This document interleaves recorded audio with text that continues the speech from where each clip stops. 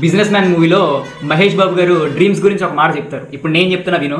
Dream ఉన్నవాడు dream కోసం పనిచేస్తాడు, డ్రీమ్ లేనివాడు డ్రీమ్ ఉన్నవాడు కోసం పనిచేస్తాడు. అసలు నీకు డ్రీమ్ లేకపోతే ఇప్పుడే చెప్తున్నా, నువ్వు ఎక్కడైతే ఉన్నావో అక్కడ ఆగిపోయి ఒక నోట్బుక్ తీసుకుని నీ డ్రీమ్ ఏంటి, నీ గోల్ ఏంటి, నీ టార్గెట్ ఏంటి, నీ లక్ష్య సాధన కోసం నువ్వు ఏం చేయాలనుకుంటున్నావు, అసలు నీకు లక్ష్యం అనేటువంటిది ఉందా అనేది ఒక్కసారి ప్రశ్నించుకో. నువ్వు నీకు లక్ష్యం అనేటువంటిది నీ మైండ్ లో ఉంటేనే నీకు దారి ఎటు అనేటువంటిది తెలుస్తుంది.